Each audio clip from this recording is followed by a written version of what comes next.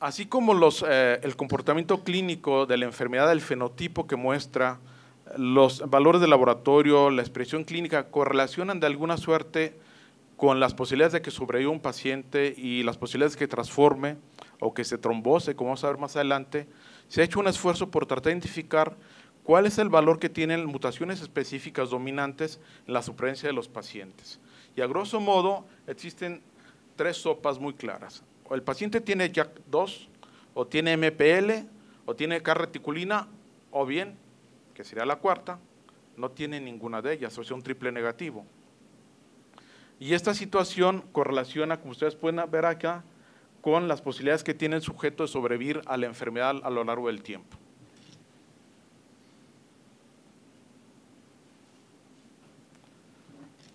Acá vemos cómo calreticulina puede activar desde una etapa más alta o desregular, por ejemplo, al receptor para megacariocitos, para crecimiento de megacariocitos, y como MPL puede estar constitutivamente alterado. Ok. En esta historia, JAK2 es protagonista.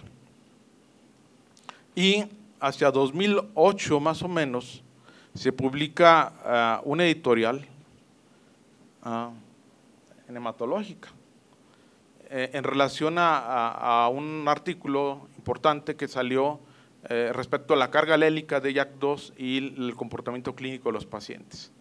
Entonces las preguntas que se hacían es cómo una alteración molecular o del fenotipo de la célula puede conducir a tres patologías diferentes. Y para responder a esta interrogante establecen tres hipótesis de trabajo. La primera, la dosis de la expresión génica, o sea, qué tantos alelos tiene el paciente, qué tan alto es la carga alélica, de tal suerte que pueda dominar hacia una vertiente u otra esta carga alélica. Posiblemente alteraciones previas a JAK2 en etapas todavía muy primitivas de diferenciación que puedan empujar a JAK2 cuando surge esta hacia una vertiente u otra de la expresión clínico-patológica, ya sea mielofibrosis, sea polirruravera o sea trombocitema esencial. Y finalmente, los factores genéticos del paciente o del hospedero. Y esto fue interesantemente comprobado cuando a manera de transfección génica transfieren carga alélica a una cepa ratones y esa cepa ratones, digamos cepa A, desarrolla polirruravera. Esa misma carga alélica transfectada a ratones cepa B no desarrolla polirruravera, desarrolla una expresión diferente. De tal suerte que factores genéticos inherentes al sujeto juegan un rol importante para definir también qué va a pasar con el paciente, cómo se va a expresar la enfermedad. Este caso es bien interesante porque el probando que ustedes ven ahí, el propósito de este caso es una mujer señalada con la flecha cuyo tío tenía trombocitema esencial y el padre tiene trombocitema esencial. Y esta muchacha, esta jovencita la siguieron con carga alélica y vieron cómo la carga alélica de JAK2 correspondía con las fases por las cuales fue transitando la enfermedad de la paciente. Ella tuvo polirruravera, trombocitema esencial y terminó en mielofibrosis. Y todo esto correlacionó perfectamente bien con la carga alélica, lo cual implica que el hospedero es muy importante, como lo mencionaba antes.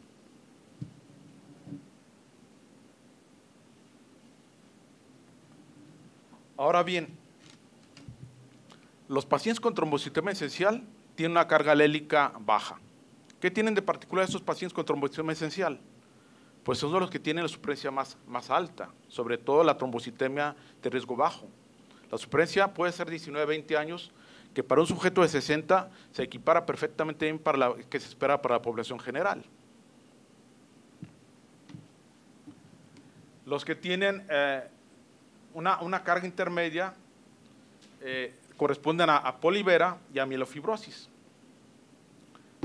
Y ojo, los sujetos que teniendo policitemia vera o trombocitemia esencial desarrollan fibrosis, que la desarrollan, son los que tienen una carga alélica más alta. Esto habla de un cambio en el fenotipo muy aberrante, muy rápido y tiene la peor supervivencia.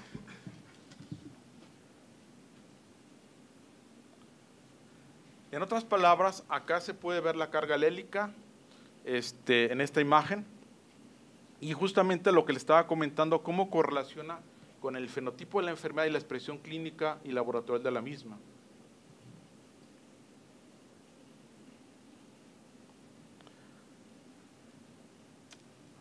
Bueno, hasta el año 13, ya lo he comentado antes, pues si el paciente no tenía JAK2 o MPL, no sabemos qué tenía. Pero este grupo de investigadores tomó 1,200 pacientes, bueno, empezó el trabajo con 6, 7 pacientes, identificaron una mutación de calreticulina, encontraron 11 mutaciones diferentes, con diferentes tipos de mutaciones, con deleciones, con inserciones puntuales, etcétera, etcétera. Encontraron diferentes mutaciones que hacían que calreticulina indujera activación constitutiva por la vía de STAT. Y luego ampliaron la muestra, la ampliaron a 1,200 y tantos pacientes y vieron que esta mutación estaba presente en alrededor de 25-27% de los pacientes.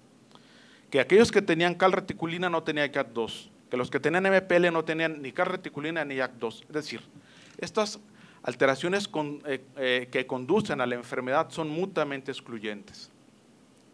Y eso es bien interesante. Lo que es también interesante es que los sujetos que tienen mutado calreticulina responden a inhibidores de JAK2, porque al final de cuentas, esta vía, la vía STAT, es la misma vía que usa JAK2. Y es un poquito de la parte clínica, es un poquito más obvia para ustedes. Polirura vera, policitemia vera, pues son sujetos, evidentemente, como casi todos los de trastornos mieloproliferativos de edad avanzada, arriba de los 50, 60 años. Básicamente, el problema con policitemia vera es diagnosticar, como es siempre en medicina, diagnosticar.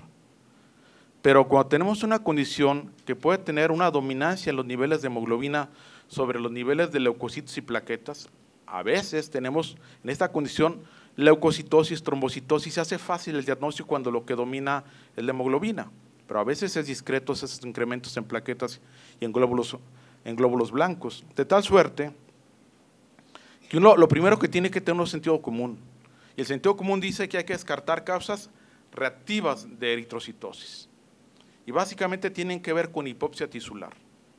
Y ustedes búsquenle pulmón, búsquenle hemoglobinas que tienen mucha afinidad al oxígeno, busquen tumores productores de eritropoyetina, busquen lo que quieran, pero demuestren que el enfermo no tiene eritrosis secundaria, porque eso es importante para el diagnóstico. La clínica es obvia, llama la atención la presencia de eritromelalgia, que es dolor en extremidades inferiores, en pies, en los dedos de los pies, en los ortejos. Y evidentemente que el fenómeno trombohemorrágico es común a las 3 patologías. Y en policitemia vera es bien importante. Y es bien importante porque la prevalencia de trombosis al diagnóstico puede ser tan alta como casi el 40%.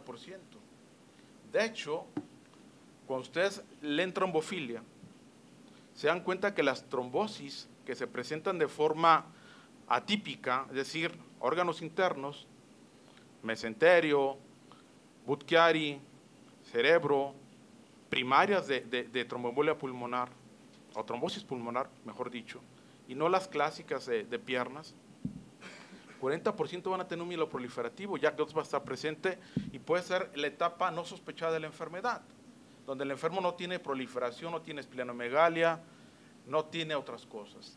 Y el hecho de que tenga, por ejemplo, una trombosis de tipo Budd-Chiari va a hacer que la complicación trombótica y la falla hepática nos venga a arruinar más la situación del paciente. luego, por si fuera poco, pues la trombosis arterial es bastante significativa. Entonces, cerebro, corazón, cuidado con eso.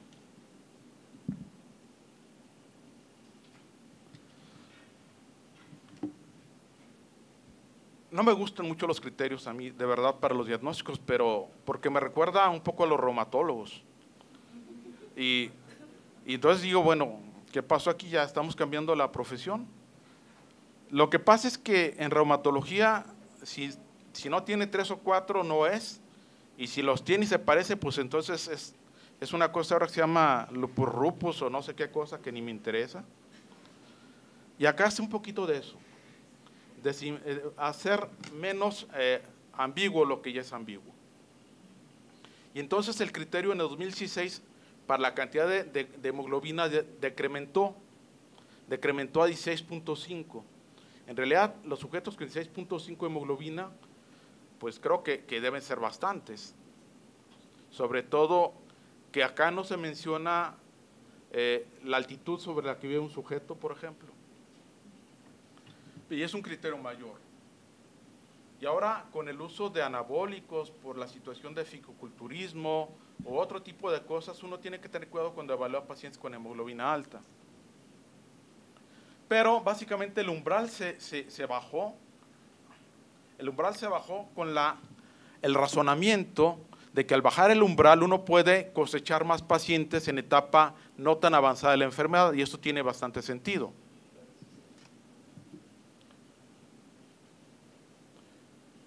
La biopsia de la médula ósea, que debe ser hipercelular, también es un criterio mayor, pero que también uno puede encontrar una médula hipercelular en muchas patologías, en